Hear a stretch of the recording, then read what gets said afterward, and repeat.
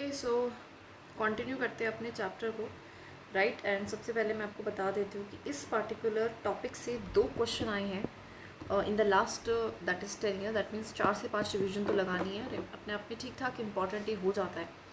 तो सबसे पहले समझते हैं इसका मीनिंग। सो इकोलॉजी पब्लिक एडमिनिस्ट्रेशन में इसका मतलब क्या होता है? देखो, इकोलॉजी इन पब्लिक एडमिनिस्ट्रेशन का मतलब होता है study of the environment, environment को समझना जिसमें हमारा एडमिनिस्ट्रेशन काम कर रहा है, फंक्शन कर रहा है। हमारे जैसे कि जिसमें इन्वायरमेंट कर रहा है वहाँ का माहौल क्या रहा है, सोसाइटी कैसी है, पॉलिटिक्स कैसा है, इकोनॉमी कैसी है एंड कल्चर कैसा है। इस सारी चीज़ों को जब हम समझते हैं, स्टडी करते हैं अपने इन्वायरमेंट को, तो उसको इकोलॉजी बोल देते हैं। ये हाईलाइट करता है कि कहीं ना कहीं जो एडमिनिस्ट्रेशन है आप उसको सेपरेट नहीं कर सकते उसकी इन्वायरमेंटल, मतलब उसकी इन्वायरमेंट से आप उसको अलग नहीं कर सकते हो। कंपैरेटिव पब्लिक एडमिनिस्ट्रेशन एम्फेसिस करता है understanding how ecological factor influence administrative structures, behaviour and performance. CPA भी तो यही बात कर रहा था कि किस तरीके से जो इकोलॉजी के फैक्टर, जो आपके इन्वायरमेंट के फैक्टर है, वो किस तरीके से administrative structure, behaviour and performance पे इम्पैक्ट डालते हैं। अब टाइप क्या है इकोलॉजिकल फैक्टर्स जो कि इफेक्ट करते हैं हमारी एडमिनिस्ट्रेशन को? सबसे पहला हमारी सोसाइटी, सोशल एनवायरनमेंट। जो हमारी कल्चरल वैल्यूज़ हैं, हमारी कस्टम्स हैं, हमारे ट्रेडिशंस हैं, हमारे नॉर्म्स हैं, वो हमारे शेप करते हैं ब्यूरोक्रेटिक बिहेवियर एंड सिटीजन की उम्मीदों को, सिटीजन की एक्सपेक्टेशंस को। ठीक है। Example, hierarchical social norms influence authority relationships in Indian officers. हमारे यहाँ पे जो है हेरार्कियल सोशल नॉर्म्स है, मतलब हमारे पे चीज़ें हेरार्की, जैसे कि कास्ट वर्ना सिस्टम है, तो इसका मतलब हमारे पे हेरार्की का मॉडल कल्चर, हिस्ट्री से ही काफ़ी हमारे यहाँ पे कस्टम, ट्रेडिशन, नॉर्म ही ऐसे कि फॉलो करता आ रहा है। एंड दैट इज़ वाई वो भी कहीं ना कहीं इन्फ्लुएंस करता है हमारी अथॉरिटी रिलेशनशिप इंडियन ऑफिसर्स में। तो हमारे यहाँ पे जो रिलेशनशिप है वो कैसा है, ज़्यादा अथॉरिटी वाला है। ठीक है, तो ऑफिसर्स में भी ज़्यादा आपको हिरार्कियल कल्चर फॉलो होता मिलेगा। सोशल स्ट्रेटिफिकेशन, ये मुझे लग रहा है कि जैसे पिछला था सेम सा ही कुछ लगा दिया है। सोसाइटी में स्ट्रेटिफिकेशन का मतलब होता है अपने आप में दैट इज़ बंटवारा, but let me see the exact meaning of this term. What is the exact meaning of the term stratification in easy simple language? लिख लेते हैं जो भी मीनिंग आएगा। ठीक है, तो स्ट्रेटिफिकेशन का मतलब होता है ईजी और सामान्य उसमें that is dividing people into different layers और लेवल्स, है ना। तो दैट इज़ डिवीजन, है ना, डिवीजन कह सकते हैं सीधा सीधा कहें तो, जैसे कि मैंने आपको बताया था। तो आपको पता है कि इंडियन सोसाइटी में जो स्ट्रेटिफिकेशन है वो कास्ट बेस्ड भी है, क्लास बेस्ड भी है, जेंडर बेस्ड भी है एंड कम्युनिटी भी है, जो कि इफेक्ट करता है कहीं ना कहीं access to administration. That means कि अगर आप किसी पार्टिकुलर कास्ट से हो तो देखिए कास्ट बेसिस पे आपको पता है लिटरेसी, जॉब अपॉर्चुनिटीज़, बहुत सारी चीज़ें क्या करती हैं, इम्पैक्ट करती हैं। क्लास से भी, ठीक है, एंड जेंडर से भी, and as well as community से भी, जो आपको एक्सेस टू एडमिनिस्ट्रेशन क्या करती है, आपकी थोड़ा सा डिफरेंस क्रिएट करते हैं। जैसे कि हमारे यहाँ पे रिजर्वेशन पॉलिसीज़ हैं, ब्यूरोक्रेसी, पंचायती राज सिस्टम में, है ना। उसके अलावा पॉपुलेशन के कैरेक्टरिस्टिक्स कैसे ऑलरेडी पढ़ के आए हैं कि लिटरेसी कैसी है, जो लोग हैं वो कितने अर्बनाइज हैं, डेमोग्राफिक डाइवर्सिटी कैसी है, वो भी हमारी एडमिनिस्ट्रेटिव कैपेसिटी को इन्फ्लुएंस करती है। जैसे कि हाई रूरल पॉपुलेशन की वजह से जो इम्प्लीमेंटेशन है पीडीएस की, मनरेगा स्कीम्स की, वो इतनी अच्छी नहीं है। जहाँ पे जो लोग हैं थोड़े से इलिटरेट हैं, उनको समझाना अपने आप में ही प्रॉब्लमेटिक काम है। डिजिटल डिवाइड भी हम लिख सकते हैं ई गवर्नेंस के केस में। साथ में हमारा पॉलिटिकल इन्वायरमेंट, हमारा पॉलिटिकल सिस्टम कैसा है, डेमोक्रेसी है, ऑथोरिटेरियनिज्म है, या फिर हाइब्रिड रिजाइम्स है, वो भी हमारी एडमिनिस्ट्रेटिव ऑटोनॉमी को काफ़ी इम्पैक्ट करता है कि एडमिनिस्ट्रेशन कितनी फ्रीडम से के साथ काम कर सकता है। देखिए पार्लियामेंट्री डेमोक्रेसी जो इंडिया में है वो कहीं ना कहीं अकाउंटेबिलिटी ऑफ ब्यूरोक्रेसी को काफ़ी बढ़ा देती है। ऑटोनॉमी तो देती है लेकिन अकाउंटेबिलिटी को भी काफ़ी बढ़ाए रखती है। लेकिन वहीं पे जैसे कंट्रीज़ लाइक चाइना है, वहाँ पे ऑथोरिटेरियनिज्म है, वहाँ पे ऑटोनॉमी नहीं है, वहाँ अकाउंटेबिलिटी है। ठीक है। Political stability, frequent government changes can effect the policy continuity. Political कितना, हमारी जो पॉलिटिकल इन्वायरमेंट है वो स्टेबल कितना है। अगर बहुत फ्रीक्वेंटली जो गवर्नमेंट है वो चेंज हो रही है, फिर कोलिजन से गवर्नमेंट बन रही है, गवर्नमेंट गिर रही है, बन रही है, तो उससे जो पॉलिसीज़ हैं उन पर काफ़ी इम्पैक्ट आता है, जो पॉलिसीज़ की कॉन्टिन्यूटी है उन पर भी काफ़ी इम्पैक्ट आता है। तो दैट इज़ वाई वो भी कहीं ना कहीं इफेक्ट करती है हमारी policy continuity, and policy continuity impact the administration. Now ideology क्या है, जैसे मैंने पहले बताया था, रूलिंग पार्टी की, तो पॉलिसीज़ एंड रिफॉर्म्स भी इन्फ्लुएंस करते हैं पॉलिटिकल आइडियोलॉजीज़ या प्रायोरिटीज़ को। फिर हमारा इकोनॉमी कैसी है, सबसे पहले इकोनॉमिक का डेवलपमेंट लेवल कैसा है, हमारी रिसोर्स की अवेलेबिलिटी कितनी है, वो भी इम्पैक्ट करेगी हमारी एडमिनिस्ट्रेटिव कैपेसिटी को। आज के टाइम पे हम पॉवर्टी को कम्प्लीटली एलिवेट क्यों नहीं कर पाए?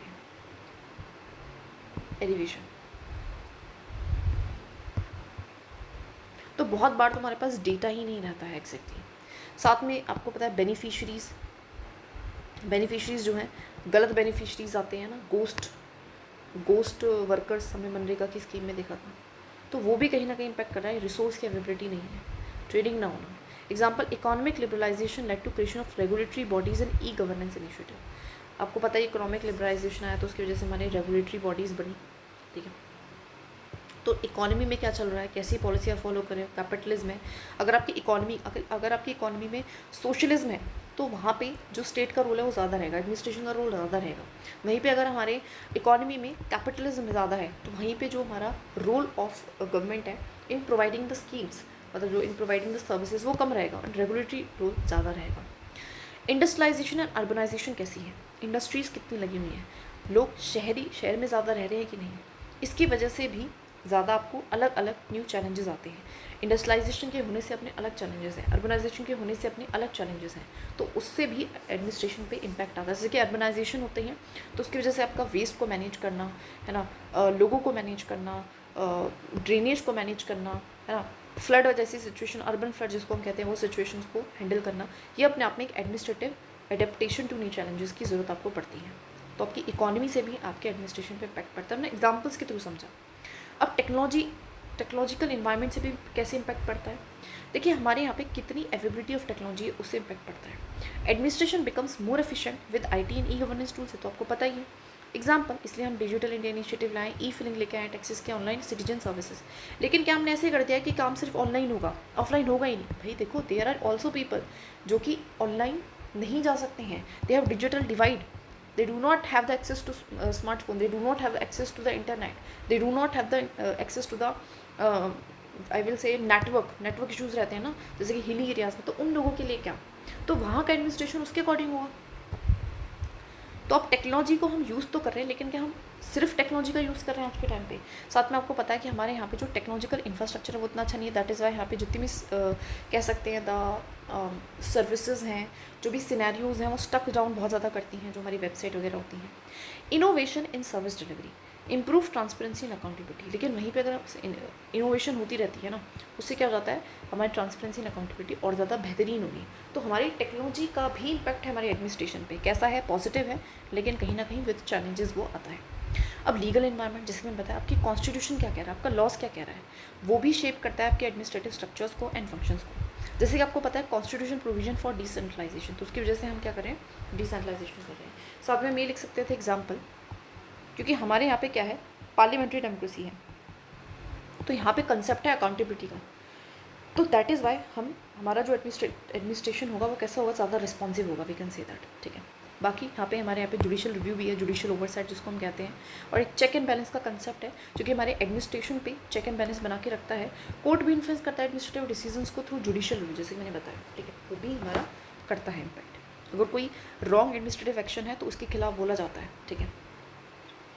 सिग्निफिकेंस क्या है हमारे इन सारी इकोलॉजिकल फैक्टर्स की, तो हमारे सारे इकोलॉजिकल फैक्टर्स है कौन कौन से हैं, तो सोसाइटी है, पॉलिटिक्स है, इकोनॉमी है, टेक्नोलॉजी है एंड लॉ है।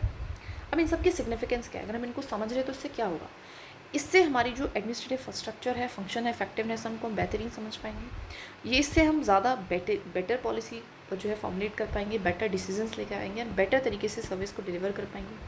जैसे कि हमको पता है कि नॉर्थ ईस्ट में अगर आपको सर्विसेज को डिलीवर कर रहा है तो आप किसके थ्रू कर सकते हो, किसके थ्रू बेस्ट रहेगा वहाँ पे, है ना, किसके थ्रू बेस्ट रहेगा। या फिर हम एग्जांपल लिख सकते हैं कि जैसे हमने यहाँ पे क्या बनाया है, ऑटोनोमस डिस्ट्रिक्ट काउंसिल्स बनाई हैं। क्यों बनाई है वहाँ पे एडमिनिस्ट्रेशन के लिए ऑटोनोमस डिस्ट्रिक्ट काउंसिल, क्योंकि वहाँ की जो कल्चर है, जो सोसाइटी है, वहाँ की नीड ऐसी है, ठीक है। तो हम ऐसे एग्जांपल ले सकते हैं। Health in designing context specific reforms and citizen oriented administration, इससे हम ज़्यादा जो है सिटीजन को इन्वॉल्व करने वाली एडमिनिस्ट्रेशन को डिज़ाइन कर पाते हैं।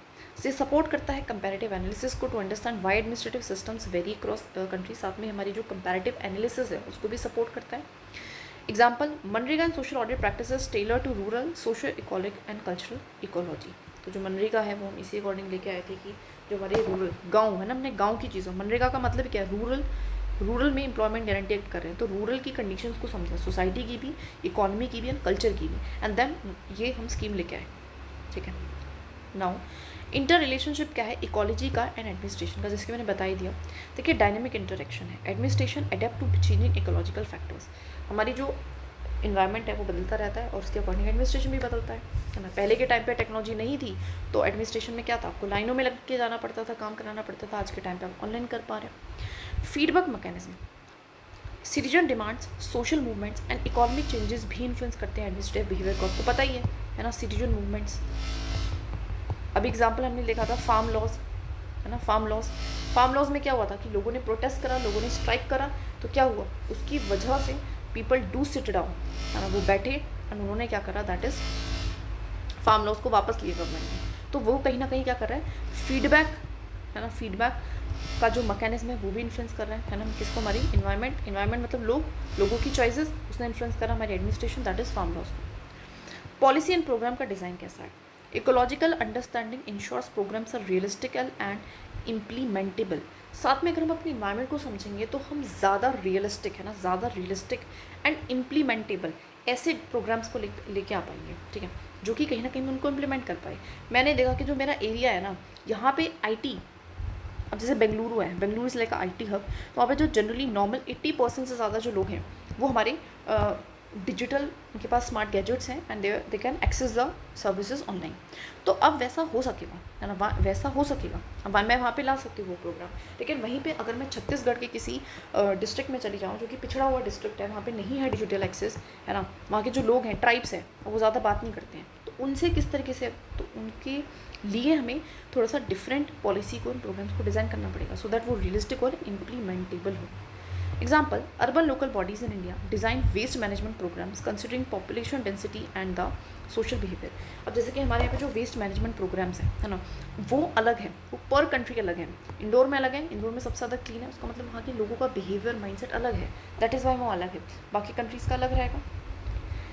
अब कुछ चैलेंजेस भी आती है, देखिए रैपिड जो सोशल इकोनॉमिक या टेक्नोलॉजिकल चेंजेस है उसके लिए आपको कांस्टेंट एडमिनिस्ट्रेटिव अडेप्ट करना पड़ेगा। मतलब काफ़ी कभी को कुछ चेंजेस हैं वो बहुत जल्दी, क्योंकि आज के टाइम पे सोसाइटी बहुत जल्दी बदल रही है, तो बहुत जल्दी क्या हो रही है, चेंज हो रही हैं। साथ में diverse social and cultural context in India create implementation challenges. इतनी ज़्यादा डाइवर्सिटी है सोशल कल्चरल कंटेक्स्ट में, तो उससे जो इम्प्लीमेंटेशन है उसमें प्रॉब्लम्स आती हैं, इम्प्लीमेंटेशन में चैलेंजेस आती हैं, गैप रह जाता है। इन्वायरमेंटल डिजास्टर्स और economic crisis strain administrative capacity.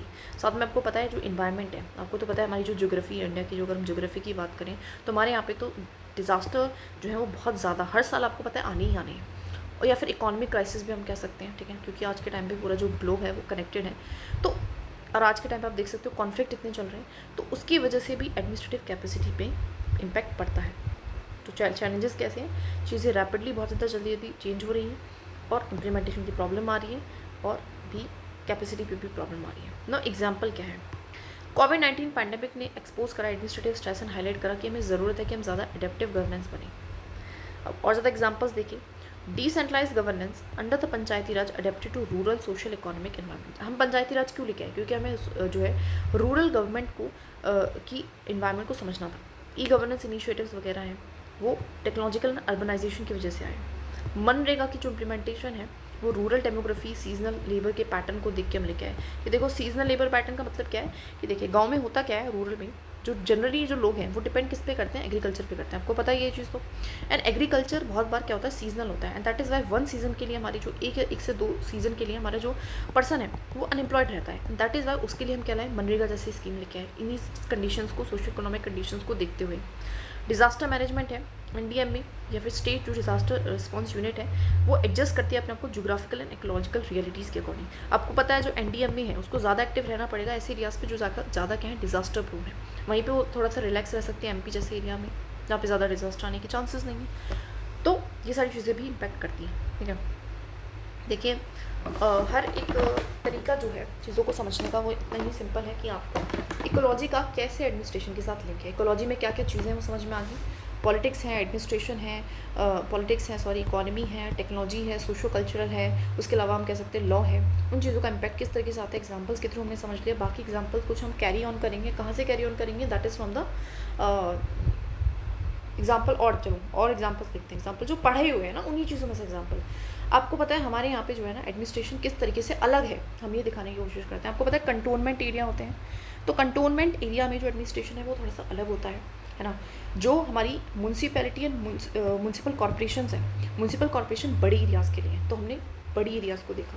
Municipalities छोटे एरियाज़ के होते हैं। नगर पंचायत हमारी ऐसे एरियाज़ के लिए जो क्या है अपने आप में दे आर फास्ट, मतलब जो रूरल से अर्बन में ट्रांसफॉर्म हो रहे हैं ऐसे एरियाज़ के लिए। तो हमने हर एक जगह की नीड को समझ के, है ना, क्या करा है, उसको एक अलग तरीके से एडमिनिस्टर करने की बात करिए, कोशिश करिए।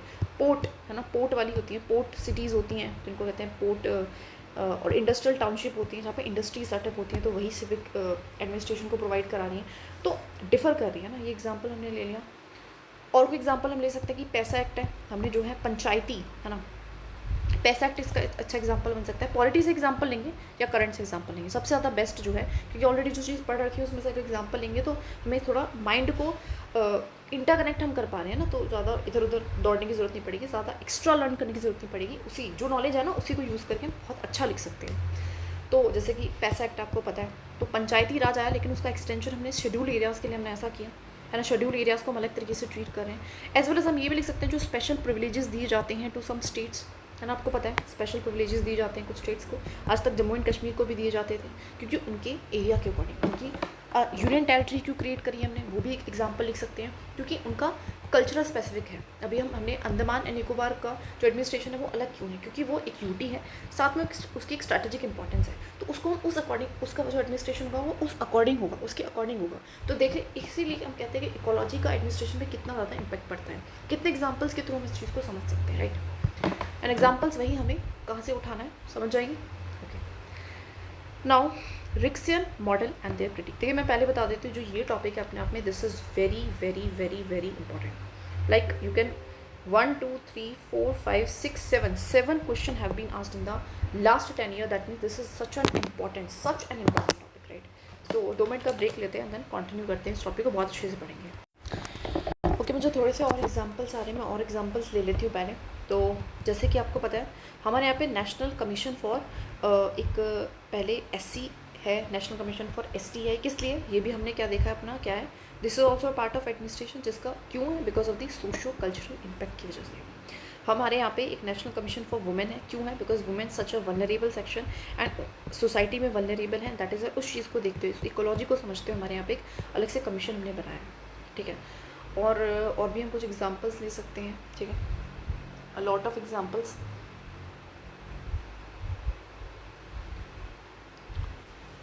कुछ हमारी जो है कहीं पे लेजिस्लेटिव काउंसिल्स है, कहीं पे नहीं है, क्यों नहीं है, बिकॉज ऑफ दी वहाँ पे ज़रूरत नहीं है, रिक्वायरमेंट नहीं है, तो उस हिसाब से, ठीक है। बहुत सारे एग्जांपल्स आपको पॉलिटी में से मिल जाएंगे। चलिए अब आगे बढ़ते हैं, that is Riggsian model and their critic. Riggsian एक बेसिकली एक पर्सन था, थोड़ा शॉर्ट में बता दूँ, एंड उसने अपने कुछ मॉडल्स दिए रिगार्डिंग CPA, है ना, एंड डिफरेंट कंट्रीज़ को उन्होंने बताया कि किस किस तरीके की होती है, और उसके कुछ क्रिटिसिज्म को हम पढ़ेंगे। सबसे पहले देख लेते हैं मीनिंग या कंटेक्स्ट। देखिए जो फ्रेड W. रिक्स है वो पाइनर थे, मतलब सबसे पहले थिंकर रहे जिन्होंने कंपैरेटिव पब्लिक एडमिनिस्ट्रेशन के बारे में बात करी। इसके बारे में पहले हमारे जो वुड्रो विल्सन है उन्होंने भी बात करी थी, तो उससे ध्यान रखना, थोड़ा सा कनेक्ट करने की कोशिश करेंगे अगर पेपर में आते हैं तो। Studied administration in developing countries, तो बेसिकली क्या करते हैं, ऐसे पर्सन थे, ये गए डेवलपिंग कंट्रीज़ में गए और वहाँ के एडमिनिस्ट्रेशन को उन्होंने समझा, अलग अलग डिफरेंट कंट्रीज़ के एडमिनिस्ट्रेशन को उन्होंने समझा। Developed models to explain differences in administrative system between the traditional and modern societies. साथ में उन्होंने कुछ मॉडल्स दिए और बताया, एक्सप्लेन करा क्या क्या डिफरेंसेज हैं administrative system of developed and developing Nations की एडमिनिस्ट्रेटिव सिस्टम में क्या क्या डिफरेंसेज है, ये उन्होंने बताया। इनका मेन एम्फेसिस था interaction between social, political and administrative environment. इन्होंने सोसाइटी को, पॉलिटिक्स को एंड एडमिनिस्ट्रेशन को तीन चीज़ों को बेसिकली मेन बेस माना, और उसके बेसिस पे डेवलप्ड एंड जो डेवलपिंग नेशंस है, ट्रेडिशनल मॉडर्न सोसाइटीज़ जिनको बोल रहे हैं, traditional means the developing and modern means the developed Nations, उनको कंपेयर करा। नाउ सबसे पहले इनके मॉडल्स देख लेते हैं। सबसे पहले आता है इनका प्रिज्मेटिक सोसाइटी का मॉडल।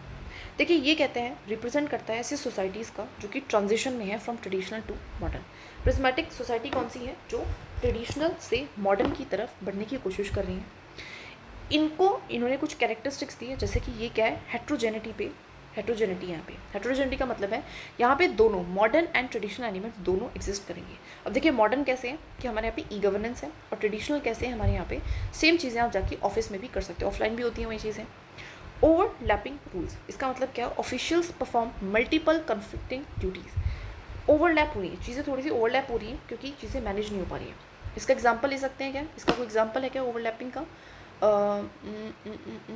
जैसे क्या ले सकते हैं इसका एग्जाम्पल, ट्रिब्यूनल्स हैं, है ना, एंड साथ में जो हमारे हाई कोर्ट सुप्रीम कोर्ट है, ले सकते हैं इस तरीके से। फॉर्मलिज्म वर्सेस इनफॉर्मल प्रैक्टिसेस है, मतलब यहाँ पे चीज़ें फॉर्मलिज्म को प्रमोट किया जा रहा है कि चीज़ें फॉर्मल तरीके से हो, लेकिन फिर भी इनफॉर्मल प्रैक्टिसेस भी एग्जिस्ट करती हैं। मॉडर्न रूल एग्जिस्ट करते हैं, है ना, there exist RTI, there exist social audit, but वहीं पे जो ट्रेडिशनल प्रैक्टिसेस है वो डोमिनेट कर रही हैं। ट्रेडिशनल प्रैक्टिसेस क्या है कि इन्फॉर्मेशन को ना बताना, ब्यूरोक्रेटिक रेजिस्टेंस, सोशल ऑडिट को हो तो जाता लेकिन उसके ऊपर वर्क ना करना, तो इस तरीके से। तो क्या कैरेक्टरिस्टिक्स बताएं, इनको लिख लेना। Heterogeneity, that means modern and traditional elements दोनों हैं, ओवरलैपिंग रूल्स हैं, फॉर्मल्स एंड इनफॉर्मल प्रैक्टिसेस सब कुछ है। एग्जाम्पल यहाँ पे दिया, जैसे इंडियन ब्यूरोक्रेसी है, वहाँ पे प्रिज्मेटिक फीचर्स आपको देखने को मिलेंगे। एग्जाम्पल यहाँ पे कोडिफाइड लॉज हैं, कोडिफाइड कर दिए हमने लॉज को, लेकिन पैट्रोनेज एंड डिस्क्रिशनरी प्रैक्टिसेस हैं। अब उन लॉज का कितना प्रैक्टिस हो रहा है, कितना इम्प्लीमेंटेशन हो रहा है, वो अभी भी कैसा है, डिस्क्रिशनरी है, अपनी इच्छा के अनुसार हो रहा है, ठीक है। तो एग्जाम्पल मैं यहाँ पे पूना पोर्शे केस लिख सकती हूँ ना, कि पुणे पोर्शे केस में क्या हुआ था कि because a person have a monetary influence, तो उसको सज़ा नहीं मिली। सो दिस इज़ हाउ, उसने कहीं ना कहीं मर्डर किया था, स्टिल उसको कोई सज़ा नहीं मिली। नाउ उन्होंने दूसरा दिया फ्यूज्ड प्रिज्मेटिक एंड डाइफ्रेक्टेड का कंसेप्ट। दूसरा मॉडल क्या था, फ्यूज्ड प्रिज्मेटिक एंड डाइफ्रेक्टेड का कंसेप्ट। वो कहते हैं कॉन्टिन्यूशन ऑफ एडमिनिस्ट्रेटिव डेवलपमेंट। कहते हैं जो फ्यूज्ड है वो ट्रेडिशनल सोसाइटीज़ है पुरानी, यहाँ पे मिनिमल डिफ्रेंसिएशन है, रोल्स में डिफ्रेंसिएशन नहीं है, मतलब एक ही पर्सन ज़्यादा काम कर रहा है और कोई खास वहाँ पे डिफरेंसेस नहीं है ना। प्रिज्मेटिक में उन्होंने एग्जांपल दिया, ये ट्रांजिशनल सोसाइटीज़ है, यहाँ पे ओवरलैपिंग रूल है एंड फॉर्मल इनफॉर्मल कॉन्फ्लिक्ट है, जैसे कि हम पढ़ के हैं। Example India. डाइफ्रेक्टेड को बोला इन्होंने मॉडर्न सोसाइटी, कि यहाँ पे स्पेशलाइजेशन है, यहाँ पे डिफ्रेंसिएशन है, यहाँ पे प्रोफेशनल है, चीज़ें फॉर्मल तरीके से चल रही हैं एंड यहाँ पे कोई ओवरलैपिंग नहीं है, यहाँ पे अच्छी तरीके से स्मूथ, मतलब इसकी तारीफ करी, इसकी थोड़ी सी बुराई करी और इसकी पूरी पूरी बुराई करी, है ना। Fused, prismatic, diffracted. Example India largely तो प्रिज्मेटिव है, लेकिन diffracted traits appear in professionalized sectors like Indian administrative service reforms and e governance. Professionalism भी है, अब डिफेंस में देख लीजिए कितना प्रोफेशनलिज्म है, लेकिन वहीं पे थोड़ा सा यहाँ पे नॉन ग्राउंड में अगर आप देखोगे पूना पोर्शे केस जैसे कि हम देख सकते हैं, और भी ऐसे केसेस है ना, इस तरीके से। हेट्रोजेनिटी, तो ये क्या है, ये क्या कहता है कि सोसाइटीज़ डिफर करती हैं कल्चर में, इकोनॉमी में एंड पॉलिटिक्स में, जो कि इफेक्ट करते हैं एडमिनिस्ट्रेशन को। ये कॉन्सेप्ट क्या कहता है, हेट्रोजेनिटी। ये तो ऊपर भी आया था, लेकिन मॉडल्स ना अच्छे से दे नहीं रखे, मैं सच बताऊँ ना, इसमें नोट्स ना इतने अच्छे भी नहीं बनाए इन्होंने, थोड़ा सा बेटर हो सकता था आई थिंक, है ना। थोड़ा कुछ ज़्यादा ही एकदम शॉर्ट में बना के रख दिए हैं, ख़त्म कर दिया है काम। वेट अ मिनट, हाँ ज़रूरत है थोड़ा सा बदलने की, मुझे ऐसा लगता है मेरे को, जो कि मैं नहीं बदलना चाहती थी, बट इतना इंपॉर्टेंट टॉपिक है जिसको इन्होंने बिल्कुल ही इस तरीके से कर दिया, तो वो अच्छा नहीं लग रहा मुझे ये, ठीक है। वेट अ मिनट,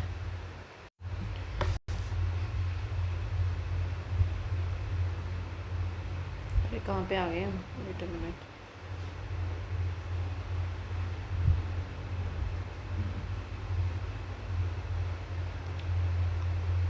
अच्छा चलो, जो भी ये प्रिज्मेटिक जो उनका सबसे फेमस मॉडल था ना, इसलिए उसी को इन्होंने एक्सप्लेन करा है, तो पढ़ ही लेते हैं। हेट्रोजेनिटी का मतलब ऐसे सोसाइटीज़ जिनमें कल्चर, इकोनॉमी एंड पॉलिटिक्स जो है डिफरेंट है तो उसमें एडमिनिस्ट्रेशन भी डिफर कर रहा है। Prismatic societies exhibit heterogeneity norms, resources and expectations. जैसे कि नॉर्म्स जो हैं अलग हैं, रिसोर्सेज भी आपको पता है, रिसोर्सेज का लोकेशन भी अलग है, तो इसको प्रिज्मेटिक सोसाइटी से करें। फॉर्मलिज्म का मतलब है गैप है फॉर्मल रूल्स में एंड एक्चुअल प्रैक्टिसेस में। रूल्स तो है पॉश एक्ट, लेकिन अभी भी क्या सेक्सुअल हरासमेंट नहीं हो रहा वुमेन का, तो एक्चुअल प्रैक्टिसेस में डिफरेंसेस हैं। मॉडर्न लॉ तो एग्जिस्ट करते हैं, लेकिन जो ट्रेडिशनल नॉर्म्स है वो अभी भी इन्फ्लुएंस कर रहे हैं रियल डिसीजन मेकिंग। एग्जांपल देते हैं तो भैया, सुप्रीम कोर्ट ने बोल दिया right to marry the person of your choice, but क्या अभी भी गाँव में अरेंज मैरिजेज हो रही हैं, फोर्सफुल अरेंज मैरिजेज हो रही हैं, ठीक है। तो इस तरीके से हम एग्जाम्पल ले सकते हैं। In example, formal recruitment rules for civil services exist formal तरीके से, but political influence and patronage sometimes shape करते हैं उनके अपॉइंटमेंट्स को, तो इस चीज़ को ध्यान रखना। बस इतना ही दे रखा है। मैं थोड़ा सा इनके मॉडल्स को और बता देती हूँ यार, इन्होंने कुछ ज़्यादा ही वो कर दिया है। अच्छा, इन्होंने पहले दिया था एक मॉडल एग्रेरिया, ट्रांजेशिया एंड इंडस्ट्रिया मॉडल का। एग्रेरिया का मतलब है, पहले उन्होंने दिया था सिर्फ एग्रेरिया इंडस्ट्रिया, फिर बाद में ट्रांजिशिया देते हैं। एग्रेरिया का मतलब है वही ट्रेडिशनल एग्रीकल्चर वाले बेस्ड है, स्लो एंड फैमिली बेस्ड यहाँ पे एडमिनिस्ट्रेशन होगा। इंडस्ट्री का मतलब है जो मॉडर्न सोसाइटीज़ हैं, जो जहाँ पे इंडस्ट्रीज लग चुकी हैं, मॉडर्निटी है, डेवलपमेंट है एंड प्रोफेशनल एडमिनिस्ट्रेशन काम करेगा। ट्रांजिशन का मतलब है इन दोनों के बीच में, जिसको हम प्रिज्मेटिक से भी कंपेयर करते हैं, जिसके बारे में हम ऑलरेडी पढ़ चुके हैं। ठीक है, दैट इज़ प्रिज्मेटिक, जो उनका सबसे फेमस मॉडल था about the developing countries like India. ठीक है, और कैरेक्टरिस्टिक्स हमने पढ़ ली हैं। ठीक है, फ्यूज्ड को हम कंपेयर कर सकते हैं, दैट इज़ फ्यूज्ड की क्या करी थी इन्होंने, बुराई, दैट मीन्स एग्रेरिया से। डाइफ्रिक्टेड को हम किससे कंपेयर कर सकते हैं, दैट इज इंडस्ट्रिया से। And prismatic is like a Transitia. ठीक है, ठीक है। और इन्होंने प्रिज्मेटिक जो नाम दिया है वो क्यों दिया, इसमें नहीं लिख रखी चीज़ें मैं बता देती हूँ। प्रिज्मेटिक इसलिए दिया जैसे इसने प्रिज्म के साथ कंपेयर करा है कि प्रिज्म में क्या होता है, वाइट लाइट आती है, देन वो अलग अलग विभिन्न कलरों में चली जाती है। तो इसी तरीके से जो डेवलपिंग कंट्रीज़ हैं वहाँ पे विभिन्न कलर है, तो कहीं अच्छा भी है तो कहीं बुरा भी है, इस तरीके से भी कैन से। ठीक है, ओके। अब हम बात करते हैं थोड़ी सी, दैट इज़ सिग्निफिकेंस क्या है। तो मैं हेल्प करती है अंडरस्टैंड करने में जो कोई चैलेंजेस हैं डेवलपिंग एंड ट्रेडिशनल कंट्रीज़ में। तो चैलेंजेस क्या, कमियां हैं क्या, लैक्स हैं, जैसे हेट्रोजेनिटी, फॉर्मलिज्म है ना, एंड ओवरलैप, जो कि चैलेंजेस को हाईलाइट करती हैं। एक्सप्लेन करती हैं रोल कॉन्फ्लिक्ट को, इनएफिशिएंसी, इनफॉर्मल प्रैक्टिसेस क्यों है एडमिनिस्ट्रेशन में। कमियां बताती हैं, फ्रेमवर्क बताती हैं कंपैरेटिव स्टडीज़ का, वही है। Indian example implementation of welfare schemes like this reflect the prismatic characters. Formal rules हैं लेकिन लोकल डिस्क्रिप्शन है, इंप्लीमेंट करने हैं ना, डिस्क्रिप्शन तो दी गई है, वैसे रूल्स जो हैं वो फॉर्मल है। अब क्रिटिक भी है, ये बहुत जल्दी ख़त्म कर दिया है इन्होंने। तो क्रिटिक यही है कि बहुत ज़्यादा ओवर जनरलाइजेशन करती है, चीज़ों को बहुत ज़्यादा सिंप्लीफाई करती है, ओवर सिंप्लीफाई करती है कॉम्प्लेक्स रियलिटीज़ को। क्या सिर्फ 2 या 3 ही मॉडल्स हैं, क्या ऑल कंट्रीज़ फिट करेंगी प्रिज्मेटिक मॉडल्स में? नहीं, ऐसा नहीं है। एथोसेंट्रिक बायस है, इसको हम क्या कहते हैं, इम्फेसिस है वेस्टर्न मॉडर्निटी पे, मतलब वेस्ट को महान दिखाने की कोशिश की गई है, एज एन आइडियल इनको दिखाने की कोशिश की है, ट्रेडिशनल सिस्टम को अंडर वैल्यू करा है। There are still the countries like South Korea, there still the countries like Japan, जो कि एशियन कंट्रीज़ हैं बट वो बहुत अच्छा परफॉर्म कर रही हैं। स्टैटिक अप्रोच है, फोकस करती है societal characteristics, less on dynamic reforms and adaptation पे नहीं, ज़्यादा फोकस करती है, स्टैटिक है अपने आप में। लिमिटेड प्रोडक्टिव पावर है, can not always guide policy और द एडमिनिस्ट्रेटिव रिफॉर्म को डायरेक्टली ये गाइड नहीं कर सकती है।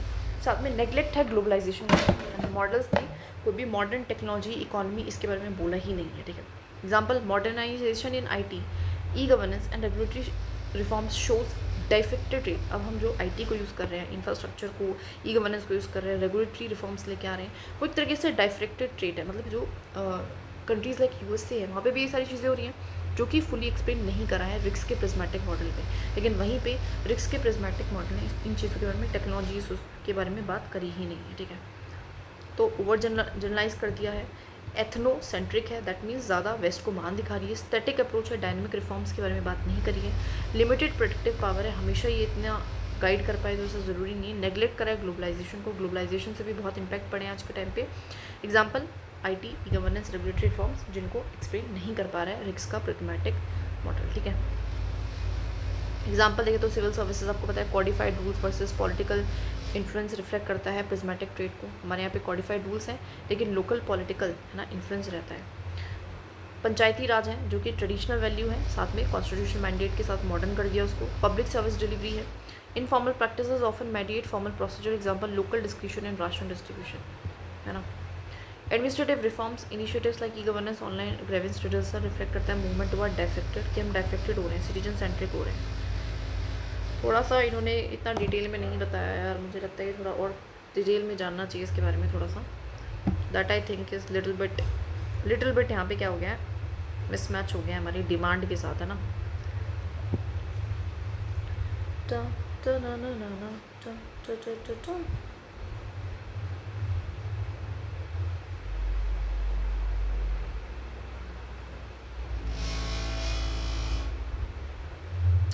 इसको मैक्स वेबर के साथ कंपैरिजन में भी लाने की बात करी है। मैक्स वेबर कह रहा था ना कि प्रिज्मेटिक सोसाइटीज़ कौन सी, जो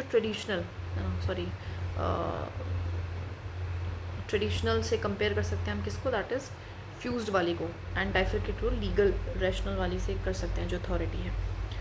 और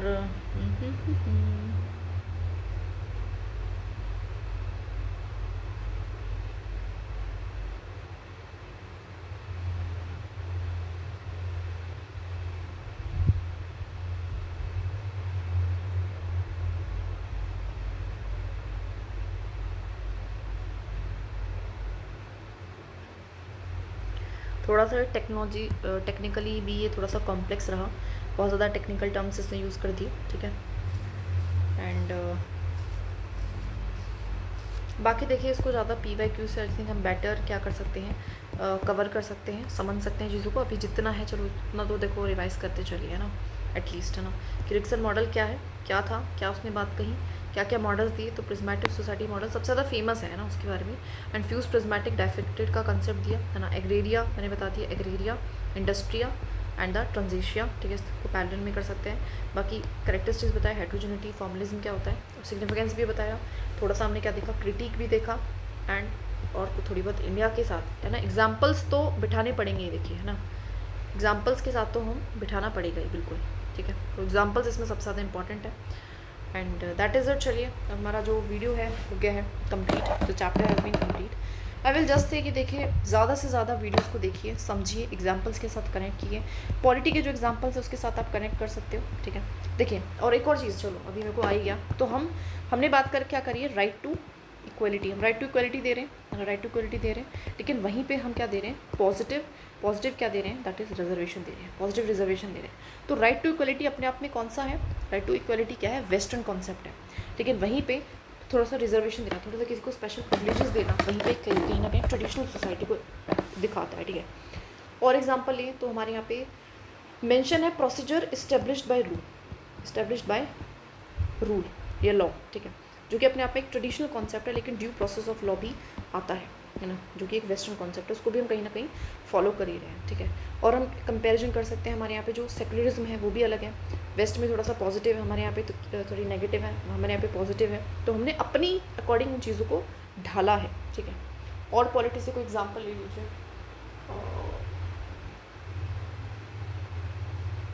ठीक है। तो इस तरीके से थोड़ा सा एग्जाम्पल्स के साथ कनेक्ट करते चलिए, रिवीजन करिए, बार बार देखिए, 5 से 10 बार देखेंगे, चीज़ें अपने आप दिमाग में सेटल होना शुरू हो जाएंगी। It's is not that tough, it is actually an easy peasy work that you can do. And बार बार बस देखना है, रिसोर्सेज को अपने चेंज नहीं करना है। अगर कहीं लगता है कि दैट यू लैक्स की अंडरस्टैंडिंग लैक कर पा रहे हैं, तो देखो सबसे पहले तो वो PYQ से अच्छी खासी कवर हो जाएगी। अगर PYQ से भी कवर नहीं होती है तो हो जाएगी यार PYQ से कवर, PYQ बहुत है, PYQ भी करेंगे तो उससे भी और ज़्यादा अंडरस्टैंडिंग बिल्डअप होगी। सो अभी जितना है उसको ही याद कीजिए, रटिए, कनेक्ट कीजिए एग्जाम्पल से, है ना। एंड यही कह सकते हैं, बाकी तो कुछ खास नहीं कह सकते, राइट। और भी हम देखिए एग्जाम्पल लिख सकते हैं, जैसे कि आज के टाइम पे हम जो स्पेस सेक्टर है उसमें हम किसको लेके आ रहे हैं, प्राइवेट सेक्टर को लेके आ रहे हैं, जैसे कि हमारा जो US है वो लेके आ चुका है एलोन मस्क की कंपनी को। तो हमने सीखी है चीज़, है ना, तभी तुम कर पाए हैं, ठीक है। जुडिशियल रिव्यू भी हमारा कहाँ से आया है, फ्रॉम द US से आया है, तो हमने वो चीज़ भी बोरो करी है। अच्छा, रिक्सन के जो मॉडल है उसके अकॉर्डिंग हम ठीक है, इंडिया किस फील्ड में लाई करता है, तो देखिए हम कहीं ना कहीं इंडस्ट्रिया भी हैं, क्योंकि we are the fourth developed, मतलब फोर्थ कंट्री, है ना, GDP के मामले में देखें तो। और बहुत सारी चीज़ों में अच्छा भी कर रहे हैं और बहुत सारी चीज़ों में पीछे भी हैं, तो दोनों ही चीज़ें हम कह सकते हैं, ठीक है। एंड हाँ, जैसे हमारी GDP में हम क्या आते हैं, 4th पोजीशन पे आ रहे हैं आज के टाइम में, 4th economy, 4th largest economy, वहीं पे वी हैव द पॉवर्टी, है ना, ये प्रॉब्लम है। तो दोनों उसमें चल रहे हैं, ठीक है। तो कुछ अच्छाइयाँ बुराइयाँ लिखते हुए हम इस मॉडल को कॉम्प्लीमेंट कर सकते हैं। इतनी मुश्किल नहीं है चीज़ें, बस you need to lot of time, watch, consistent, that is it. And resource आप चेंज नहीं कर रहा, रिसोर्स यही रहेगा।